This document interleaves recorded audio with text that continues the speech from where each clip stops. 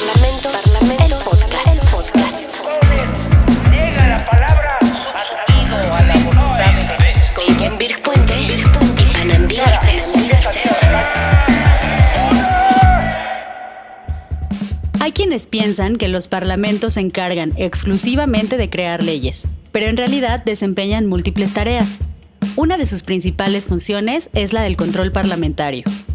A través de la función de control, el Poder Legislativo puede asegurar que otros órganos o poderes del Estado se mantengan dentro de su esfera de competencia y que acaten sus atribuciones o facultades de acuerdo con el marco jurídico vigente. Con el control parlamentario, la mayoría, y sobre todo las minorías, buscan someter a escrutinio las acciones del gobierno y de las autoridades. Hoy platicaremos de algunos instrumentos de control parlamentario y tendremos como invitada a Milagros Campos, una reconocida constitucionalista y experta en estudios legislativos de la República del Perú. Bienvenidas, bienvenidos a Parlamentos el Podcast, con Kenbir Puente y Panambi Garcés. Pues bienvenidos y bienvenidas una vez más al podcast Parlamentos. ¿Cómo estás, Kenbir? Hola, Panambi, ¿cómo te va? Muy bien, estoy muy contenta de poder hablar otra vez en este podcast. Queremos abordar el día de hoy una de las funciones menos conocidas o que menos se entiende, que es la función de control en los parlamentos. Sí, es una de las funciones que a veces se desconoce, pero que en realidad es, yo diría, la más importante de los parlamentos contemporáneos, incluso más importante que la legislativa, porque muchas veces las leyes no requieren tantas modificaciones, sino lo que se requiere es que se cumpla la ley. Y la forma que tiene el Congreso, el Parlamento, la legislatura de verificar que esa ley se cumpla en los términos en los que ha sido aprobada, pues hace a través del control parlamentario. Hay distintos instrumentos de control parlamentario, no es uno solo, porque a veces se cree que el control parlamentario es que el presidente o el primer ministro se presente ante el pleno y rinda cuentas, que sí está bien, es bueno, es un buen ejercicio de control parlamentario, pero no es el único. No se agota ahí. No se agota. Hay una gran cantidad de instrumentos de control. Por ejemplo, hay el trabajo de las propias comisiones, las comisiones legislativas, puede servir como instrumento de control parlamentario. Las comisiones de investigación. En los sistemas parlamentarios, por ejemplo, hay algo muy común que son los gabinetes en la sombra.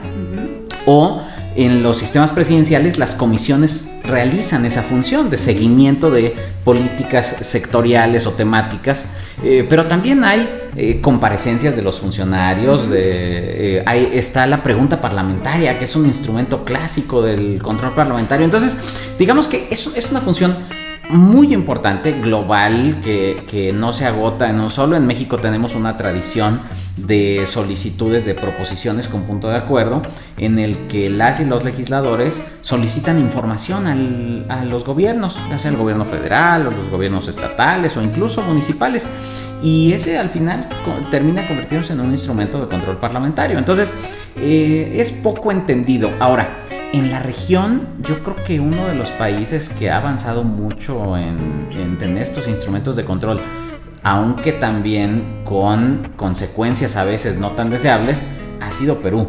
Perú tiene una serie de instrumentos de control parlamentario que le han fortalecido, pero a veces también lo han puesto al Congreso en una situación de vulnerabilidad frente al Ejecutivo. Pero vamos a platicar más de esto.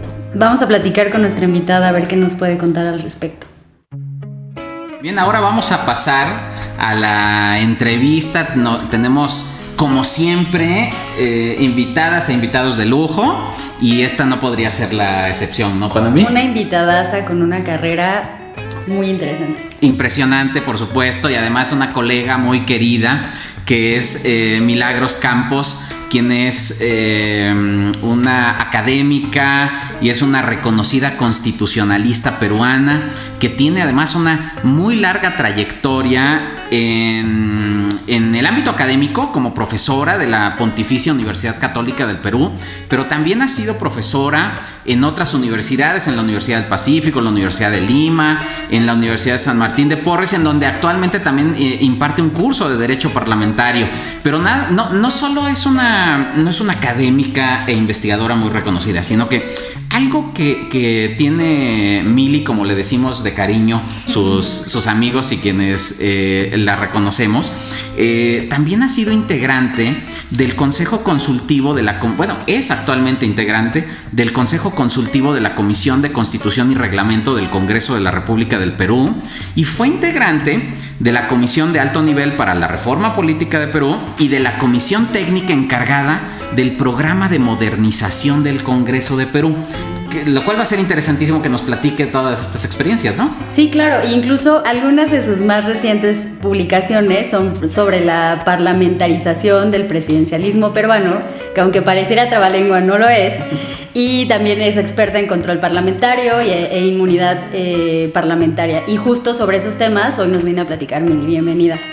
Bienvenida, Milagros, es un gusto tenerte con nosotros. Muchísimas gracias por la invitación, por la generosa y cariñosa presentación. Yo estoy encantada de poder conversar con ustedes el día de hoy.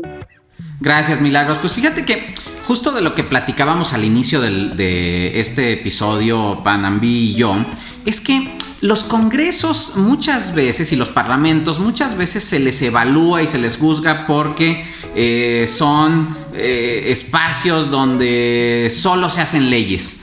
Y la verdad es que son mucho más que eso.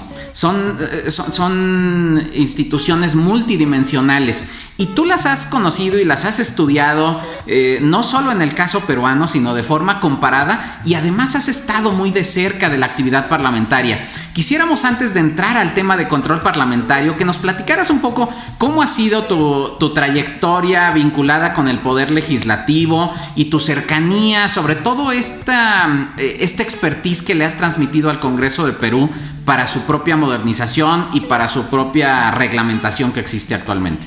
Bueno, la verdad es que casi todo mi desarrollo profesional ha estado vinculado al Parlamento y creo justamente lo que planteas, ¿no? Uno piensa que es como que la casa de las leyes, ¿no? Y se hacen las leyes y se acabó la labor parlamentaria y la verdad es que los congresos legislan porque representan. Y es en la representación política donde está el punto neurálgico de la actividad de un parlamento. Y esa representación, como tú dices, es multidimensional. Diría que no solamente por el hecho de que nos encontramos frente a una relación con los electores, con los partidos políticos y claramente con la formación de la voluntad estatal, ¿no? Entonces, por ejemplo, nuestra definición de democracia atraviesa por un elemento fundamental, que es el control político. Sin control político no podemos hablar de democracia. Y el control político tiene como una vertiente esencial en el Parlamento. Creo que justamente es allí donde los parlamentarios se interrelacionan con otros poderes del Estado para defender las libertades ciudadanas, para mejorar la calidad de vida de los ciudadanos, que muchas veces no se hace con una ley. Tenemos demasiadas leyes en muchos de nuestros países, pero muchas de ellas no se cumplen. Entonces, parte del control parlamentario apunta a revisar cuál es la política pública, dónde está el entrampamiento para la aplicación de la ley, y no ir por una solución fácil de modificar la ley, sino mirar, muchas veces la ley está bien hecha, ¿no? A veces no hay ni siquiera que hacer ajustes, sino ver su implementación. También tenemos un amplio camino en lo que supone en nuestros parlamentos la designación de autoridades, ¿no? En las cuales contribuye el Parlamento, sea por el lado del Defensor del Pueblo, los magistrados del Tribunal Constitucional, el Contralor General de la República, en fin, muchos de los cargos que refieren a los organismos constitucionalmente autónomos.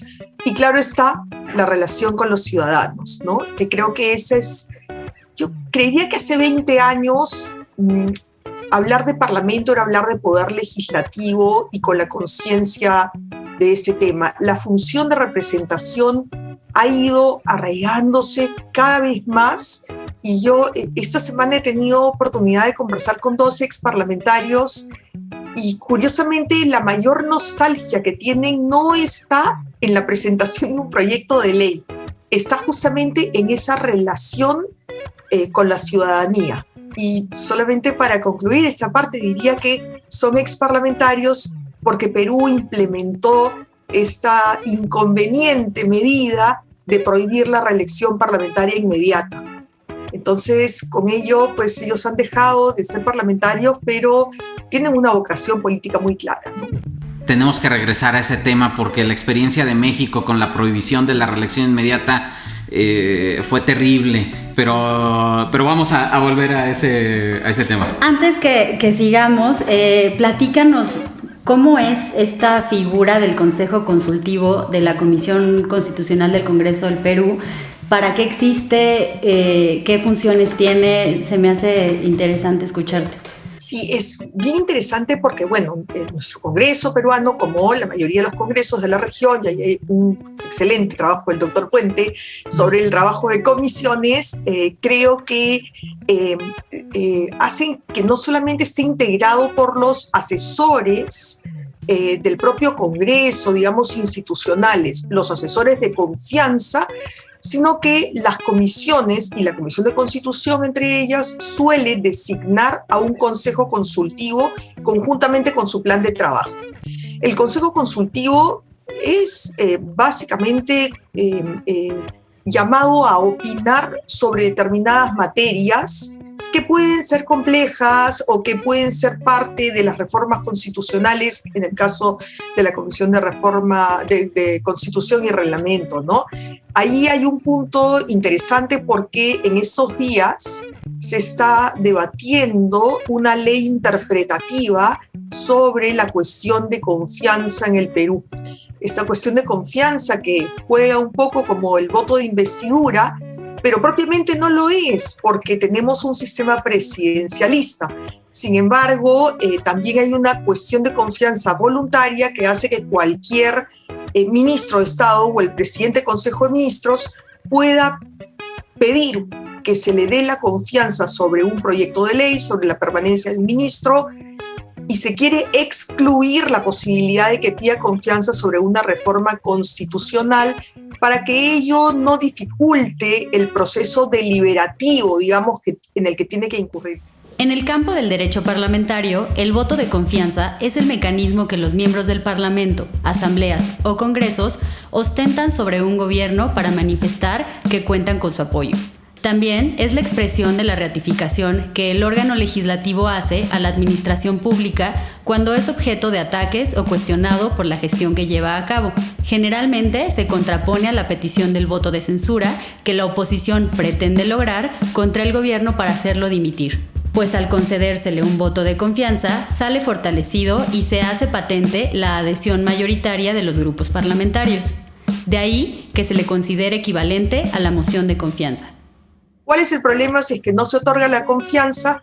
Que de acuerdo a la Constitución, si se deniega la confianza en 2 ocasiones, el presidente queda habilitado para disolver el Congreso. Entonces, es como una espada de Damocles para los parlamentarios otorgar o no la confianza. Claro, bueno, además con los antecedentes históricos que tiene el propio Perú, de rupturas importantes, ¿no? Pero bueno, vamos a ir más allá, pero qué interesante esta figura, porque pues sí existen órganos de apoyo técnico, de asesoría, y creo que es un mecanismo de apertura institucional del Congreso del Perú, que no solo legislen de forma aislada o de espaldas a la sociedad, sino que también legislen de la mano de expertos, de constitucionalistas como Milagros, quien les puede aportar y decir, bueno, ustedes decidirán, lo que decidan yo no me meto, pero si deciden esto, la consecuencia puede ser esta, si deciden aquello, la consecuencia puede ser la otra, y eso es muy bueno en cualquier proceso legislativo, ¿no? Sí, y como decía Emilia hace unos momentos, que no hay democracia sin control, justo parecería que funciona como una especie de control al interior del propio Parlamento, ¿no? Claro. De la constitucionalidad de lo que están resolviendo o incluso de la idoneidad en general en el sistema en el que están, ¿no?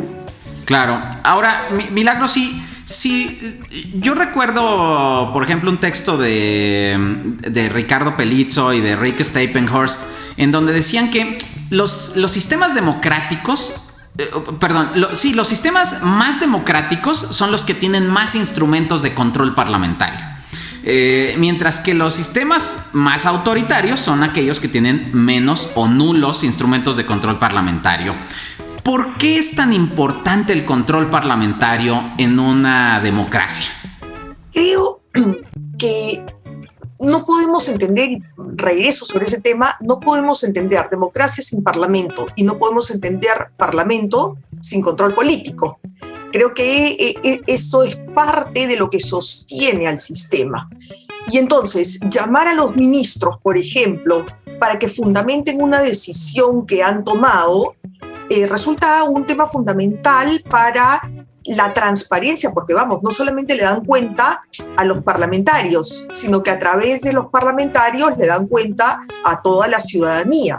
Entonces, claro, un ciudadano no puede dirigirse con una carta y decirle, oiga, ministro, dígame usted por qué hizo tal o cual cosa o por qué dictó tal o cual norma, ¿no? Sin embargo, los parlamentarios sí tienen el poder para llamarlo a que informe sobre el tema, una invitación a informar o algo mucho más formal y de lo cual no se puede escabuir, como puede ser una interpelación, ¿no?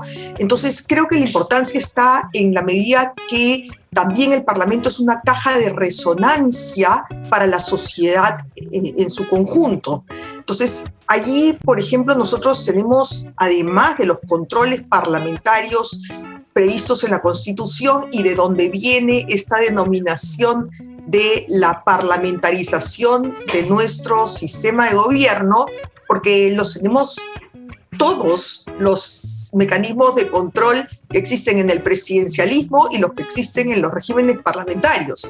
Entonces, por cantidad no nos quedamos. El tema es qué tal enganchan en un engranaje de un control eficiente que no resquebraje el principio de separación de poderes. Y allí la Comisión de Reforma Política justamente lo que planteaba es tratar de racionalizar el control político, no disminuirlo, pero sí racionalizarlo. Y en esa línea va el tema que comenté hace un momento que está en debate sobre limitar la cuestión de confianza o eliminar este mal llamado voto de investidura, ¿no? Creo que en esa línea va, pero también tenemos temas que no han funcionado. El question time, por ejemplo, se incorporó con la Constitución de 93 y se llevaron a cabo pues unos 10 o 12 estaciones de preguntas en todo lo que va desde la Constitución del 93. Desde 2012 no ha vuelto a convocarse porque no entra en la dinámica existente, ¿no? Otros países también han parlamentarizado sus sistemas de gobierno y es parte de este proceso de encontrar cuál es el control político eficaz. Yo creería que los pedidos de información continúan siendo una de las herramientas para los congresistas de oposición para solicitar información para la rendición de cuentas, digamos, de una autoridad sobre determinadas materias, sobre la continuidad de determinadas políticas públicas o su eficacia. Qué interesante, porque son instrumentos de control parlamentario y aunque parece un trabalenguas, la parlamentarización del sistema presidencial peruano o del presidencialismo peruano, pues realmente solo se puede saber a través de prueba y error, ¿no? Es decir, y tratando de implementarlo, como bien lo dices, con el question time o con la sesión de preguntas parlamentarias, pues a lo mejor no funcionó, no se sintieron cómodos en esa dinámica, en ese parlamento, en ese congreso, pero buscan otros instrumentos, ¿no? Sí, justamente iba a decir lo mismo, que al final es instrumentalizar nuevas formas que tengan que ver además con las propias prácticas y cultura política de los lugares, y que siempre estén acotados a eso, ¿no? A que puede ser el más ideal de los instrumentos, pero que finalmente, si no tienen resonancia con quienes los van a utilizar, pues no tienen mucho sentido.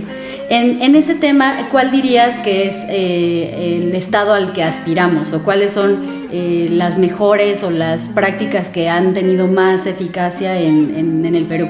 O en la región también, en América Latina, ¿no? Creería que si vemos la lógica de cada país, depende de la dinámica de los partidos políticos. El profesor Pedro de Vega decía que los problemas que hay en un parlamento normalmente tienen su causa y explicación fuera de este, ¿no? Y creo que apunta también al sistema de partido. En Perú hay una altísima volatilidad, pero hay una costumbre muy enraizada, no solamente en los pedidos de información, sino también en la invitación a los ministros a informar a comisiones. Yo diría que mensualmente tenemos más o menos entre 15 y 20 ministros en comisiones, en un diálogo abierto sobre determinadas temáticas y donde se genera un vínculo interesante entre los congresistas y los ministros como miembros del Ejecutivo.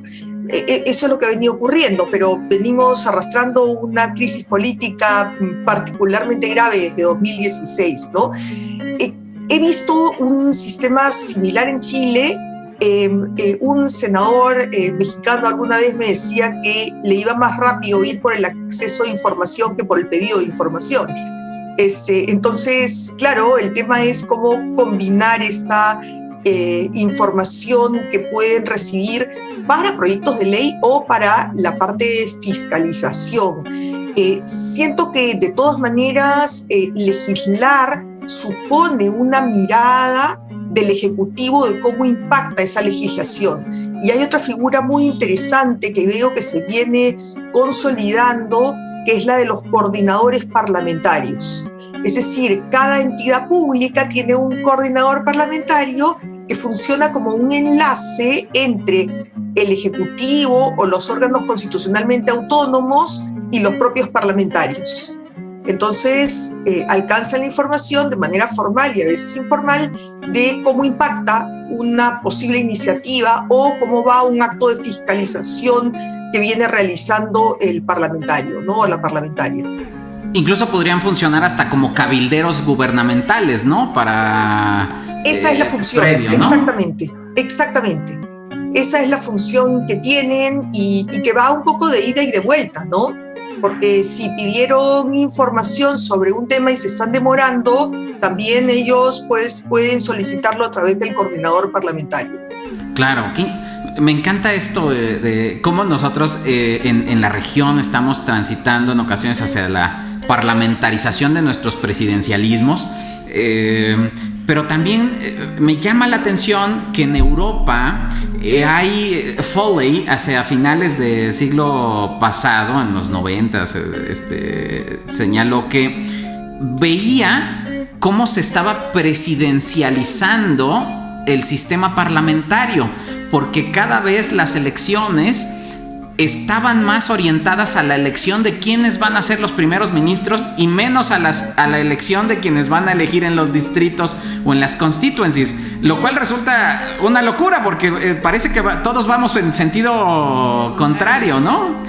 Sí, Javier García Roca atribuye ese hecho a la relación que existe entre los parlamentos y las consultas permanentes en los reglamentos parlamentarios. Entonces, ese proceso al que refieres está un poco en esa línea de cómo, bueno, también llega un poco la globalización y esos intercambios muchas veces entre parlamentarios, visitas peer-to-peer, hacen que de alguna manera vean, oye, eso me parece que podría funcionar, veámoslo. Y como Pame decía, de alguna manera eso también funciona en términos de ensayo-error. Finalmente, en el marco constitucional, ¿qué otras buenas prácticas puedo incorporar para ejercer mejor la función? Claro. También te queríamos preguntar sobre la inmunidad parlamentaria, ¿no? Sí, en México actualmente hay todo un debate porque si bien han habido legisladores y legisladoras, yo creo que las menos, que han cometido actos pues, francamente ilegales en el sistema en el que vivimos, se platica mucho de esta inmunidad parlamentaria y de si la investidura del legislador a veces es como benéfica o incluso que impida alguna clase de proceso de justicia. ¿Tú qué dirías? ¿Cuál es el estado o por qué es importante la inmunidad parlamentaria? Bueno, el estatuto de los parlamentarios no puede verse como un privilegio sin fundamento, ¿no? Es justamente para garantizar la función que están rodeados de algunas garantías que no son propiamente derechos, sino prerrogativas que redundan en una función independiente, libre de presiones, ¿no? Y allí veo que la tendencia ha sido a cuestionar la inmunidad parlamentaria, ¿no? Panamá la quitó, Honduras la quitó y la repuso, México hizo, yo seguí el debate, pero al final fue una reforma muy pequeña, ¿no? Y lo que ocurre es que también tenemos matices. Hay una inmunidad entendida como una inmunidad de proceso, es decir, cada vez que alguien quiere denunciar a una persona antes de abrirse el proceso, pues es necesario levantar la inmunidad para que la Cámara consienta. Hay inmunidad de arresto, no podríamos arrestar a ningún parlamentario o parlamentaria sin la autorización de la Cámara, pero hay también la distinción que Perú tiene y que veo que en la región no es muy frecuente entre los delitos comunes, digamos que puede incurrir cualquier ciudadano o ciudadana, de aquellos en los que incurre en el ejercicio de sus funciones. Un nombramiento ilegal, recibir una coima, utilizar mal el presupuesto asignado, en fin. Ese tipo de delitos no son de los ciudadanos comunes y corrientes, digamos, ¿no? Entonces, distinguiendo esos y después de un largo debate, porque como bien decías, un caso, dos o tres suenan pues con altoparlantes y con lupa y hace que la mala imagen recaiga no en un parlamentario, sino en el órgano en su conjunto.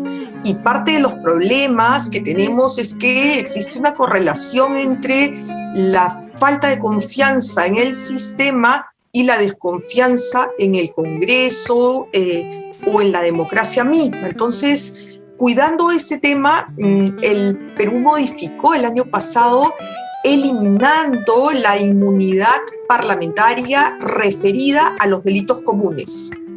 Porque en muchos casos los delitos y los procesos eran previos, pero al llegar el parlamentario a su escaño, invocaba la inmunidad para no ser citado a juicio, ni siquiera tomado preso. Pero más allá de esto, lo que se hizo también es crear lo que existe en España como fuero especial.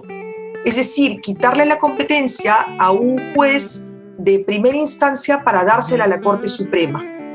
Entonces, en el balance, digamos, la idea de este cuestionamiento apunta básicamente al hecho de que los congresistas no sientan y no se percibe en la ciudadanía este privilegio como una forma de evadir la justicia y de que su denunciante no tenga acceso a la misma, ¿no? Creo que ese es también una prueba de ensayo-error, porque justamente cuando tenemos regímenes autoritarios, y creo que nadie en la región puede decir que está libre de cualquier tentación de un régimen autoritario, es justamente el antejuicio, como lo llamamos nosotros, o la inmunidad referida para nosotros a los delitos comunes, que puede proteger a los congresistas para realizar su función. Claro, porque lo que es cierto es que sí ha habido abusos de esta figura, interpretando de manera muy laxa esta inmunidad para proteger cuando efectivamente se trata de delitos del fuero común y que podrían sancionarse sin ningún problema. Lo que se protege es la función de representación que tienen, y de alguna forma lo que se busca es protegernos a todos, es decir, que nuestros representantes puedan actuar con libertad y no sometidos a presiones políticas utilizando las instituciones de procuración de justicia, porque no es de sorprender que entre más autoritario es el régimen, mayor es el uso de las instituciones de procuración de justicia y de las fiscalías como instrumentos de control político. Entonces, lo que se tiene que buscar es justamente un buen equilibrio para que no haya abusos en la figura que, por ejemplo, en México le denominamos fuero, pero que es la inmunidad parlamentaria, y que sí ha habido abusos, ¿no? Claro, y que al final este fuero o esta inmunidad parlamentaria sea una protección al trabajo del legislador, pero no un pretexto para la impunidad en general, ¿no? Claro. Hay un tema que de manera preventiva se ha introducido en la Constitución, y es que ninguna persona que tenga una sentencia por delito en primera instancia puede ser candidato a ningún cargo de elección popular.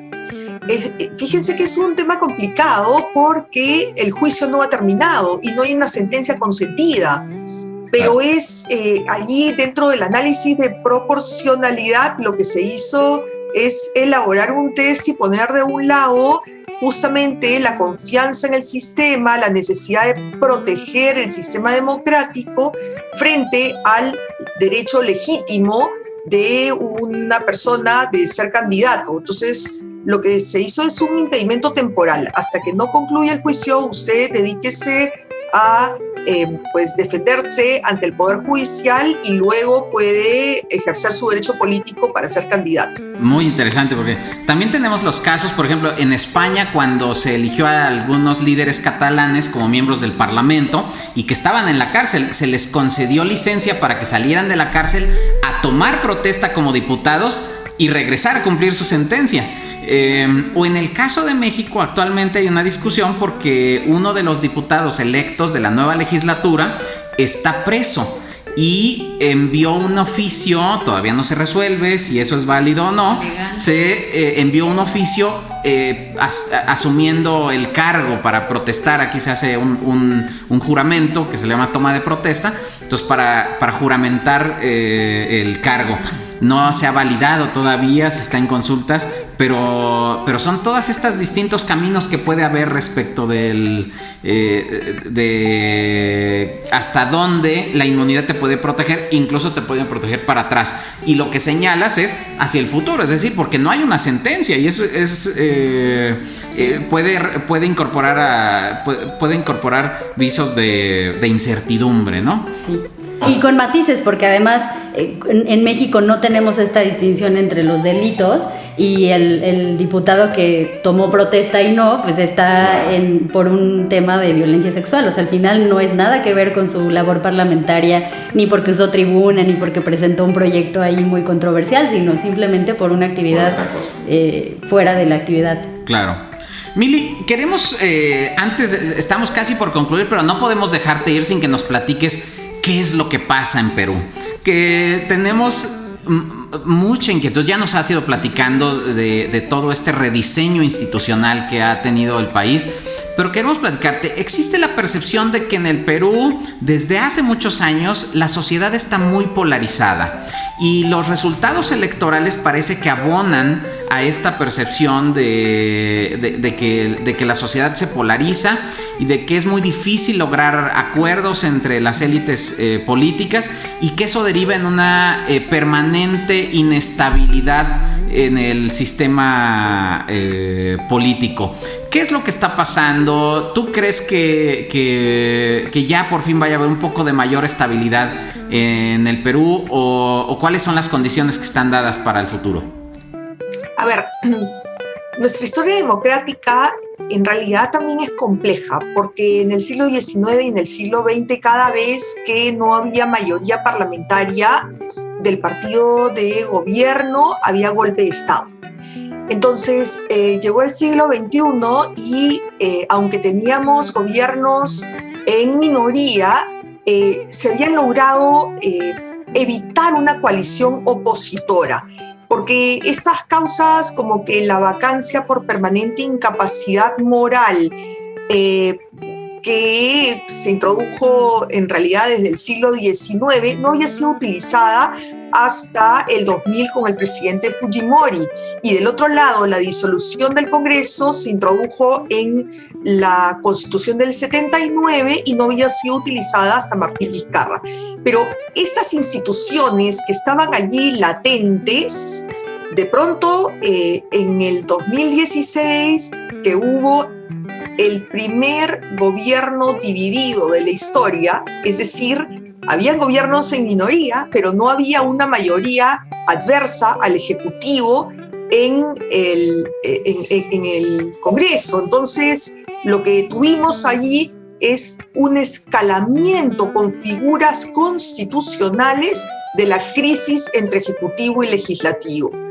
Y al haber cruzado estas líneas, digamos que se ha convertido en moneda común hablar de la disolución y de la vacancia como alternativas viables cuando son situaciones claramente extremas.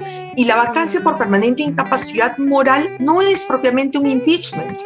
En realidad hay un cuestionamiento entre muchos constitucionalistas porque está colocado en un artículo en el que se habla de causas como objetivas. Entonces se explica que incapacidad moral en realidad en el siglo XIX era incapacidad mental. Pero ya está el uso hecho para calificar las conductas que pueden ser incompatibles con el cargo y como señalan pues muchos estudios, el de Aníbal Pérez Liñán, por ejemplo, muchas veces los votos son los que encaminan la narrativa de la falta. Entonces, con estos elementos en juego, con una crisis partidaria, con pocos incentivos para colaborar por el hecho de que no hay reelección parlamentaria, entonces cada periodo se juegan todas estas fichas juntas. Nosotros estamos en una deliberación sobre si hay que hacer ajustes en el sistema y si hay temas en el diseño que pueden mejorar la gobernabilidad democrática o si eso supone básicamente un problema en los actores políticos que requieren un mayor compromiso con la democracia para respetar resultados, para procurar encontrar consensos cuando no hay mayorías y formar eventualmente algunas coaliciones.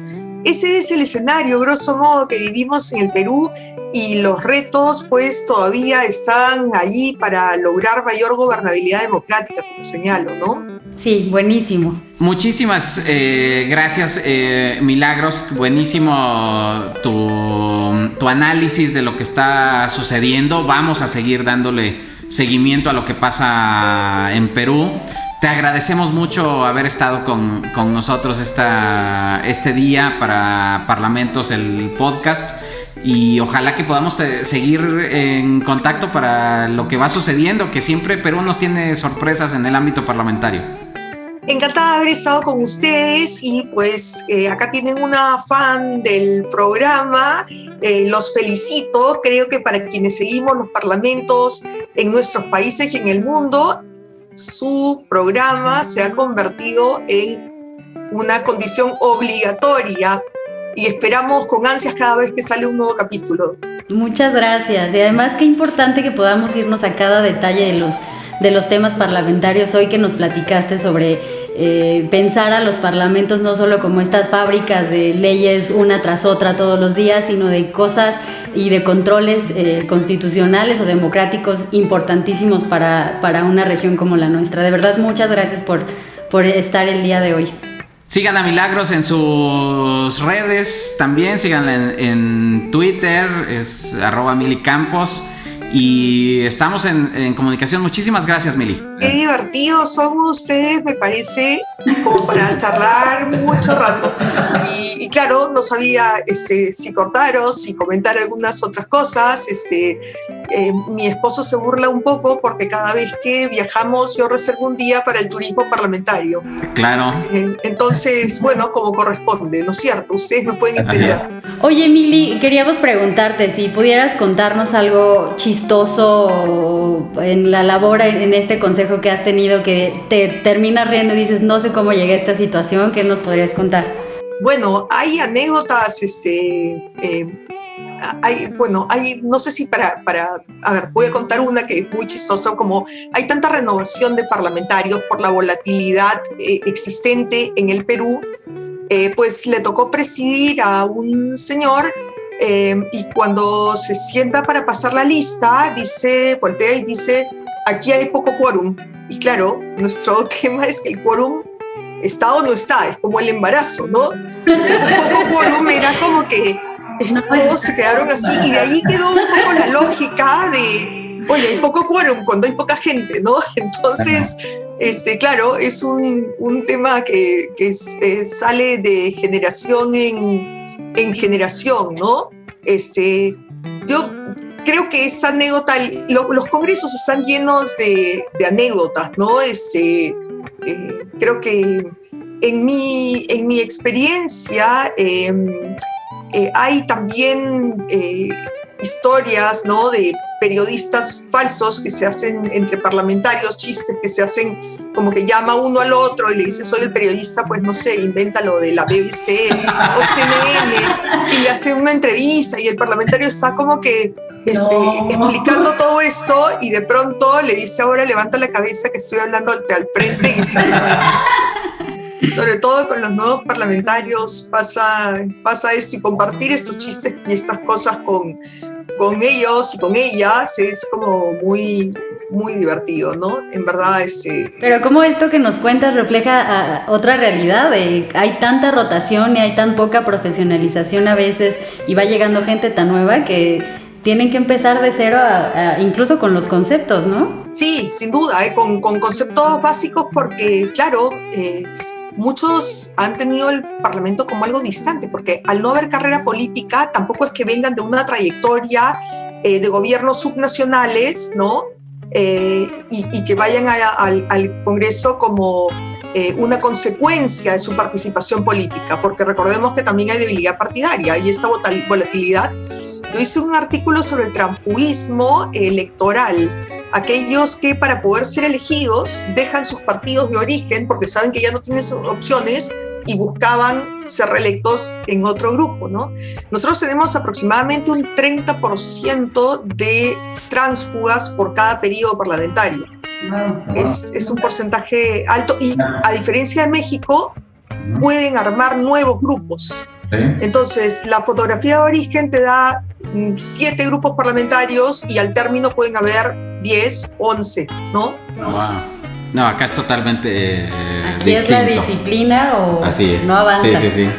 Por eso lo comento, esto del grupo mixto me parecía muy importante y cuando se planteó esto, el Tribunal Constitucional dijo no, déjenlos, eso es un tema de conciencia, ¿no? Y entonces tenemos una reforma al reglamento que ha sido impugnada ante el Tribunal Constitucional y el Tribunal ha dicho, no, mira, si es un transfugismo ilegítimo, ahí sí se puede sancionar. Bueno, y diga usted cuál es el transfugismo ilegítimo. No sé, ese es un tema de conciencia. Es un tema complicado. Pues vamos a seguir hablando seguramente, querida Milagros. Nosotros nos despedimos de nuestro episodio y... Sí, encantadísima, que estén muy bien ustedes y ya saben que pues yo estoy atenta a cada capítulo por acá. Muchísimas gracias. Bye.